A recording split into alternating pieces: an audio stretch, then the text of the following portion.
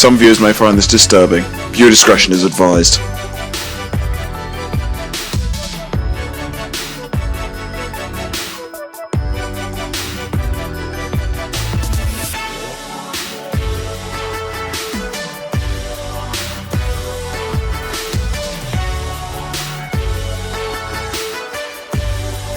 Hello everyone and welcome back to the channel. If you haven't had a chance to do so by now, please be sure to like, comment, subscribe, and share, because we all know that sharing is caring, honey, okay?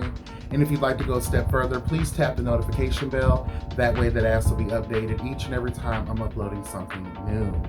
Yes, girl, it's time to get into Season 3, Episode 3 of Chasing Dallas, girl. I want to begin this review by talking about production real quick. We're in Season 3. Why are we having flashbacks of Season 1 where hurricanes were blowing through our ears? No, ma'am, Pam. I'm going to need y'all to definitely step that up, please, because I had my headphones in, girl, and it was even worse for me. And I had to watch the episode back because in my mind I was like, okay, maybe it was my headphones. You know how the Bluetooth is, girl. Sometimes they're a hot mess. And it happened without the headphones as well. And I used to be able to hear Dick hit the carpet. You know what I'm saying? Girl, now I think I've lost my superpower, girl. Like, no, ma'am, Pam, we need to get that together, honey, please and thank you. All right, so this episode picks up where the previous one left off at Trey Howard's birthday dinner, honey.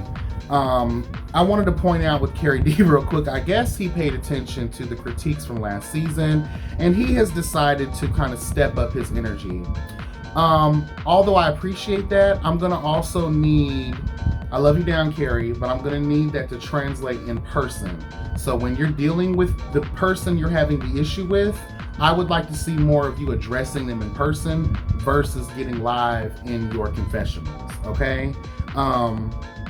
In addition to that, I don't want your heart and your spirit to change based off of the actions and the words of other people. Especially if you guys are all indeed call sheet hoes. Okay, let's just keep that real. I don't want your vibe to change. I don't want none of the good qualities about you to change because of the critiques from last season and because of the way people are, you know, deciding to treat you. You know what I'm saying? I love the Carrie D from last season. You're one of my favorite people on this cast because of your good nature, because of your, like, I don't give a fuck about this bullshit. You know what I'm saying? I've always loved you because you've always been about the work. I will say that in this season so far, we are seeing you all about the motherfucking work, honey. Hello, God. So, love you down, Carrie D. I just wanted to give you that message real quick. I also noted here, why is everyone acting like they didn't hear shit? So, me as a viewer, and I'm looking at it, and I'm like, okay, the way that this is being filmed, what the camera is capturing, girl, is that this is a small private space. Trey Howard, Reese, everybody acting like they couldn't hear what was going on in the commotion. I beg to differ, but okay, girl, I'm not gonna argue. Y'all were actually there in real time, in person, girl. So I'm not gonna argue y'all down about, you know, if you actually heard something. But for me as a viewer, I'm looking at this little ass space and I'm hearing, I feel like, bitch, I should be able to hear everybody. In the little side conversations that they were having. It doesn't take much to be nosy in a small setting. Hello, God. So Ariel goes outside with Reese to do the very thing she said that she doesn't do. But I do want to talk about Ariel a little more in depth. I don't think Ariel is messy. I just think she's a real ass bitch and she gonna say what the fuck is on her mind. You know what I'm saying? Like, and to reference her call sheet host thing, like, I'm not gonna change because the cameras are on. We've interviewed Ariel several times, honey. We've seen her season 2, The Retreat, and now in season 3. She's kind of stayed consistent in her attitude and, you know, how she carries herself. I believe that is really her. And a lot of times we need those people in reality TV, so to speak, because we can always trust and count that their energy will always and forever remain the same throughout. They're not going to change up because the camera's around. They're not going to change up because certain people are around. Bitch, you can be dining with the president, and if you say something to Ariel to piss her off, she's going to read you down for filth, girl. Hello, God. That's just how it is, and that's the thing I do love about her. And I do think when we watch stuff like this, it can be looked at as, okay, she's being messy. I just don't think she's being, but it can translate that way, though. I need Ariel to understand that as well. Like, boo, we love the fuck out of you for being transparent, being honest and real, but for reality TV and the way that things come off and how they're taped or maybe edited or some things, it can come off like, yeah, girl, she's the one carrying these bones and starting foolishness. But like I said, I don't really believe that's the case. All right, so Trey Howard in the gifts, honey. I wanted to point out 2 gifts that he received. I love Mariah Carey too. I have her book as well. I think I paid $20 for it. George, you have multiple streams of income, bitch. Okay, you are out here working. If someone gave you a book for your birthday, how would you feel about that? Especially like something I could just buy myself off Amazon. Okay, now if it was a signed edition, you know, Mariah Carey signed all her books, but that was just for, you know, the shit. Now, if you had it autographed personally by Mariah, you know, with the picture of Trey Howard or something, hello God, I could understand that being of value. But I was like, girl, a book for birthday? We could have did better than that, George. Hello God. Reese brought the child a crock pot. And there was a lot of, you know, I guess Trey Howard was telling the girls that, you know, people were like laughing at the gift. I'm not going to laugh at anybody's gift. But what I am going to do is say this. A crock pot is for a housewarming, girl. Like you said, you're moved and you're in the process of moving or whatever, and you may need some things. That's when you have a housewarming so the girls can bring you things for the house. A bitch better not ever get me a crock pot for my birthday. No disrespect, no shade, Reese, but girl, we could have... Tiffany & Co. champagne flutes, I think would have been better for a Trey Howard situation. Since we're regifting shit anyway, right? Okay. And let's say a birthday gift. I just wanted to point out a couple examples. Maybe a cute bracelet or a necklace set, or maybe some Bed Bath and Body Works real quick, bitch, or you know what I'm saying? Or maybe you know he likes fashion, maybe like a Chanel poster or something. I don't know, girl, something. You know what I mean? Not no goddamn book and not no goddamn crock pot, girl. Okay, trust. Anyway, Ariel is booked yet again. Get your things, girl. Yes, Ariel, honey, get your things, honey, get your things. I'm very proud of you. You are booked, you are busy. There's money on the floor. Get that shit while it's there, honey. Amen. All right, so after the performance, Dior, Reese, and Trey Howard, also in company is Dior's husband, I believe. And they're just talking, and I really, girl, the sound was so horrible. This was the scene I was talking about where it was just like boat engines just blowing through my fucking ears, child. I couldn't. But basically, they were just talking about the situation between Reese G, Markell, fucking Carrie D, in an effort to, you know, I thought was to mend fences, but Trey Howard admitted to being a little messy. He decided to FaceTime Carrie D, and Reese G hung up the phone, child. She wasn't here for the bullshit. Yeah. I also wanted to talk real quick about this whole lemon squeeze situation. This season, I feel like it's getting off to a real petty start. When we talk about the Lovers and Friends situation, I believe that this is so... Lovers and Friends had season 1 and 2. We had The Retreat. Now we have this season of... I understand we taped this last year, but it's still kind of like really old. I hope that we don't continue to stay in this throughout the season, because like, girl, I'm already like, okay, girl, like we're over this. I do feel like this is a situation that y'all should be dealing with behind the scenes. But I get it, it's chasing reality, and this is y'all's reality for the time being, okay? So that's why I don't try to give it too much, but I'm like, girl, okay, are we gonna move on to bigger and better things? But the lemon squeeze invites were shady as fuck. I believe we're living in the land of extreme petty. I think and I love Reese. Shout out to Reese. She came on the last episode that we had, episode 9 of the Yes God Roundtable. Love you down. Appreciate you. You're a wonderful guest. You gave a lot, honey, and we all appreciate it, girl. Thank you so much. But I will say for this episode, it was very petty and above what an executive producer or even a cast member, like at this point, like we're old enough, you know, to deal with things appropriately. I understand we may have to jazz things up because we need the entertainment drama for the show. But if it's not really all that needed, required, or desired, and it doesn't really fit well, you could have just sent the invite and dealt with everything as they came to the lemon squeeze. The whole goal is to have them come, not to keep them from wanting to come. Because if I would have received the Carrie D or the George or the Markell situation, I would have been like, girl, whatever. I'm not coming up to that shit. No, excuse me, girl. I don't have time. Oh, the spirit of Reese, girl. The gospel, girl. No, ma'am. Don't get me, girl. But yeah, I'm just like, girl, can we just, I don't like to live in places too long because that energy, it festers and it takes on a whole life of its own. Next thing you know, and I wanted to address the lives situation. I don't get invested. I might pay attention, but I don't like to talk about them. I like to review the show. Once you start getting into the lives and all of the in-between, you can do what y'all want to do. Especially the true fans of the show, that's how they keep everybody engaged and interested. I get it. But I just want to have fun reviewing the show. I don't want to get involved in all of the knick-knack, paddywhack, give these queens a bone, honey. No one has time for that. At least I don't. Amen. So they finished that scene, child. Okay, so Reese goes on to talk about George and the gift that he gifted to Markell, which he then re-gifted to Carrie D. Girl, like, that was, for that to happen the way that it did, that shit was funny as hell to me. We move on to the scene where that did take place with Markell at his investment property. Hello, God. Shout out to Markell.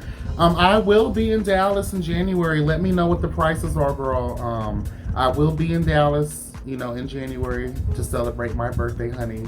So, let me know what's the tea. I might reach out to you, girl. Anyway, Markell is in the process. He is editing and doing things, green screens with Dennis for Lovers and Friends. I live for that. That's the chasing. That's the hustle that Markell is doing this season. And I'm glad that we had an opportunity to see that. I want to take this time out to shout out Giving You the Real Tea. We saw him in the back. Girl, no shade at all. Love tea, honey. Love Giving You the Real Tea. But I was like, Markell, y'all know y'all taping right now. And it does seem like certain things were situated to promote the business, and I'm here for that. But don't do my brother like that, honey, okay? You could have fucking played it a little bit longer to get a good capture of him, okay? But nonetheless, I'm here for the promotion of it all, honey. So shout out to Giving You Real Tea. He's been an avid reviewer of the show. I also wanted to take this time to shout out Scotty by Nature TV, who also has his second commercial in this season. Hello, God. So I'm here for that. Give us our things. Amen. Give the reviewers their things. I'm definitely here for that. We've been holding y'all down for a very long time. So it is good to see well-deserving people get their things. Okay? Amen to that. So fucking George is there and he's trying to update Markell on what happened at the dinner and all of the things because Markell wasn't invited, child. And Markell lets George know that Carrie is on his way, so he might as well hurry up and say all of this shit he's gonna say behind his back right now. George is like, girl, the real tea is I want to say it in front of him to see what the fuck he gonna say. So I respect that behavior. That's real nigga shit. I'm not gonna talk behind your back. Let's talk about this in while you're here, girl. Okay. So but see, that's the thing. Okay, Carrie comes. Let's get into it. So Carrie comes. They end up regifting child that damn Tiffany & Co. flute set. I still haven't seen the flutes myself. Can someone please pull them out of the box? I would love to see what they are because y'all could be missing out on y'all blessing. These could be really cute you know, Crystal, Glass Child, you know, that's Tiffany and Co, honey. I know George questioned, you know, the merit of, you know, are these real Tiffany and Co, but you can always tell she is stamped Hello God, and there's a registry where you can look these expensive items up online to tell if they're real. So, yes, God, honey.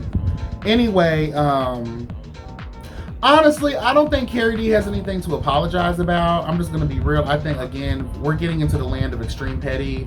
I don't think he has nothing to apologize about. I will say this, though, as it goes for George and Reese's situation, I believe that to be very real. The way that George is carrying through this episode about how he feels about Reese, I feel like it's coming from a very real place. I would like that to be addressed. I understand that we're still early in the season, because we're gonna need hashtag more, bitch. Okay, I'm gonna need more. All right. So let's move away from that scene, because there really wasn't much. They were just talking about the things that we've already seen. So what else? Let's get to Imani Van Zap's analysis. I agree with most of it, and shout out to you because you listened, because you look great. You look really good. You look good. You look good, bitch. Okay. But I have to say, you keep on telling on yourself as it pertains to your obvious bias when it comes to people talking shit about Reese. I'm just saying though, you say one thing and then say a whole nother thing, and then expect us to believe that you're unbiased when it comes to that. But we're all hearing and seeing the same things here, you know? So if that continues to happen, I will no longer mention that segment of the show, because I don't like to regurgitate my own filth, okay? Reese, Ariel, Dior, and Trey Howard, they were all invited to a club opening or whatever, child. It was really cute. I was like, where are the people though, girl? But he did say it was a soft opening, so, and I know that was probably during the height of, you know, Miss 19 reaping her ugly head through our life, child. So we wanted to have this, you know, social distance, girl, keep these old sick ass bitches away from us, girl, that type of shit. So I understood it. Reese was dressed for the gods. I lived for the outfit. Again, we're talking about the lemon squeeze. That's really it from there. Where else are we, girl? Because we don't, my reviews have been too fucking long these past couple ones, so we're trying to keep this moving, girl. Carrie D and Lyndon James, unfortunately, they had a radio interview that was canceled, so they decided to meet up at the local coffee shop, I'm guessing. It seems like Dallas, I want to talk about Dallas real quick. I noticed there's a lot of LGBT-friendly spaces that a lot of these cities could learn from. I live for that. Maybe I don't get out enough here in Florida, but I don't ever really see like open spaces, you know, LGBT promoters, LGBT clubs like that, LGBT like coffee places where you could just be free to be your fucking self without worrying about motherfuckers having something to say. So shout out to Dallas, honey, for being very LGBT friendly, honey. Amen. But they met up, so they talk about the music and what they're trying to do and get their schedules together and things of that nature. They're celebrating, you know, the success of Boys Next Door, which I totally live for that EP. It's everything, everything, everything. Every song is a fucking banger, honey, okay? Yes, God. Ooh, my pick fell. But girl, the producer that's there is like, girl, Reese G has sent you an invitation via cell phone clip, bitch. And Carrie's like, all right, I'll listen to it. And it's just extremely shady. We already talked about my overall feelings of the invitations for the lemon squeeze, so we don't need to get back into that. Carrie's gonna show up. It's for the show. I hope everybody ends up showing up because it is for the show. And hopefully some things can really be talked about and we can move forward, girl. And the next episodes until we get to the finale are, you know, positive and the girls are having fun and doing great things with themselves, right? We move on to, and shout out to Lyndon James. Love you down, boo. Amen. Markell and George and their friend, I forgot your friend's name, sorry, but I have seen that you're always with him and posting him on Instagram, and I love your friendships and your bonds, and I love how you surround yourself with like-minded individuals, like you stated in your confessional. So they meet up and they're talking about the hookah business and all these things, and I'm here for that. We're chasing, we're getting to the bag. That's what the fuck I'm talking about. They too get their invites from Reese. It's again over the top, it's a mess. George is just like, girl, if it's not feeding me positivity, I don't want nothing to do with it, and I can respect that mind frame. Like, in the way that he's trying to, and I don't know if people are catching it, he's basically trying to get it into Markell's head that, bitch, you need to wake up and realize too. And it goes to what I've been saying so far in this season is, I see that Markell, at least, is not doing the most as it pertains to Reese, because again, love you down, Reese, but it does seem like you're really cutting Markell this season, and Markell's not really saying much in the realm of negativity about you. He's just talking about the current situation as it pertains to the lovers and friends and the whole so-called theft and all that other shit, right? And the cell phone situation and the email shit or whatever. You're really going at him, and Markell's just kind of like still trying to, at least that's what I'm seeing. That's what I'm feeling as well. That he's not really trying to come at you too hard, because even in this scene with George, he's trying to give it another perspective. And George is like, girl, when are you gonna wake the fuck up? And I think for all of y'all motherfuckers, if it's not meant to be, there's nothing wrong with that. We fight so hard for things, not realizing if it keeps on exploding, if there's always tension, if there's always fuckery going on, that's really God trying to send you. We talking about God, send us a sign, send us a sign. That's the fucking sign. That every attempt, it doesn't work out. That means it's time to either try something new or just let bygones be bygones, girl. That's why y'all keep doing this. And it's nothing, there's no shade, there's no tea, there's no drama there. It's just some people are not meant to be on that level of, you know, relationship, friendship, or whatever the fuck you want to call it. We just have to stop fighting. We see that with Markell and Reese throughout this fucking season 1, season 2, and now season 3, and in the in-between shit that we've had to kind of suffer through until we got to this point, right? So it's just like, girl, stop trying to make fetch happen. Let us stop doing that. Y'all can have respect for each other. You don't have to like each other. You don't have to be in the same space as each other, which is kind of weird because y'all are under the same, you know, umbrella of business. So at one point or another, you're going to have no choice but to cross paths. But that's where being cordial comes in. Being respectful comes in. Okay, we didn't make it as friends, but as business partners, we may be able to slay and conquer the fucking universe, bitch. Okay, hello God. Hello God. And it's obvious, and too, and I feel bad because Markell seems like he keeps on wanting to at least bury the hatchet with Reese, and because you see he's trying to give him his things when as George is like going the fuck off about the situation. I don't know. I can't, girl. This is what happens when you bring that real personal shit to the job, but when the job is also about the reality of it all, it really puts people in a really hard place. And also having somewhat of decent relationships with a lot of people in this cast, it becomes more difficult for me to render unbiased verdicts sometimes. But the good news is, I'm a really well-balanced ass bitch, and I feel like I have a good ability on how I do that. And I just wish the same for y'all. I really do. It really hurts my feelings that we often talk about unity in the community, and then we see how it's really hard for people to maintain their friendships, their relationships, how petty some people can be. And I think that stems from a lot of, again, the queen of trauma, girl. These are just things we got to talk about. I wonder if y'all be interested in having like a group counselor, a real certifiable group counselor in one of your episodes. Maybe after the reunion, y'all can do like a special.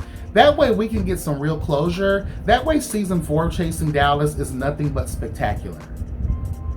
I want to see more fun. I want to see more togetherness. Again, we don't have to like motherfuckers, but at least like I want to see some good fucking energy, bitch. You know what I mean?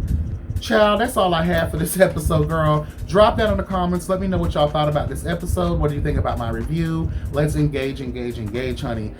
Always remember to like, comment, subscribe, and share. Hit the notification bell. That way you're updated every time I'm uploading something new, honey. Be blessed and never stressed. And remember that health is wealth, bitch. Okay? Take care, y'all. Bye.